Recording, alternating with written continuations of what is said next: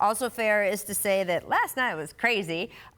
We had so much going on, and not the least of which, we took a little page out of the World Series for some insanity with Houston and Washington. The Rockets and Wizards combining for 317 points last night in a game that did not go into overtime.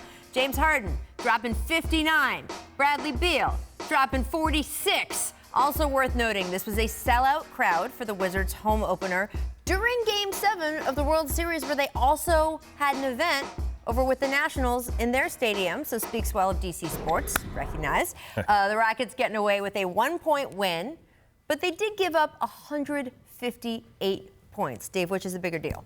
This is actually surprising that I'm going the optimistic route because I consider myself a pragmatist at best. Don't use But I'm actually going with the win. Okay. Because we're early on in the season, in the offseason, we didn't know exactly if the version of the Rockets with Russell Westbrook instead of Chris Paul would work. If you put up 159 points in a regulation game, that means that the offense is clicking early on. Also, how about this? You give up 23s, not a good number, but you hit 23 of them, which is incredible.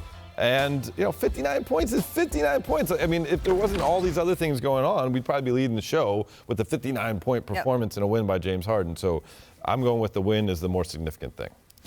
Listen, this is my thing with Houston people. I hate to tell good people bad things, but your team is not going to do much. You guys are going to be a lot of fun to watch.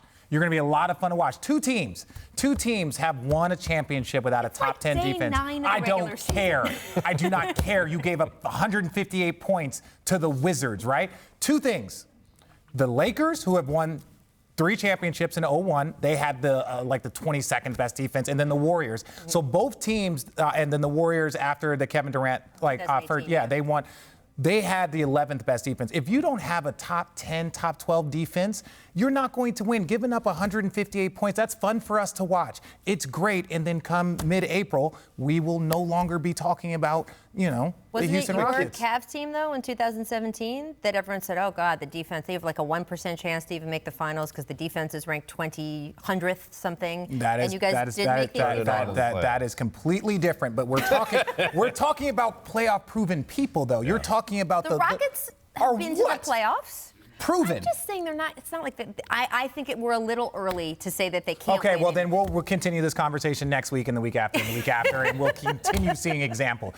They are great offensively. We just need to see more defense. If you want to win a championship, which they have all the talent and all the ability to do that, they can't be giving up 158 points to the Wizards and be like, hey, we won. It's like, but that's not going to get it done against the great teams. They also is the same team that blew a lead against Giannis, right? And with Giannis fouled out because they didn't play great defense. So, we can look at both samples and say, okay, this is fine. We know the offense is going to click and you can score. Who's going to play defense on this team when you need to get stops and you need to win a championship? Can a night like that exist in a vacuum where it's just kind of both teams were running Well, you can't say that, and it's been a 5-year vacuum.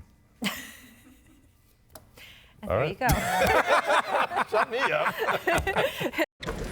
Thanks for watching ESPN on YouTube. For more sports highlights and analysis, be sure to download the ESPN app. And for live streaming sports and premium content, subscribe to ESPN+.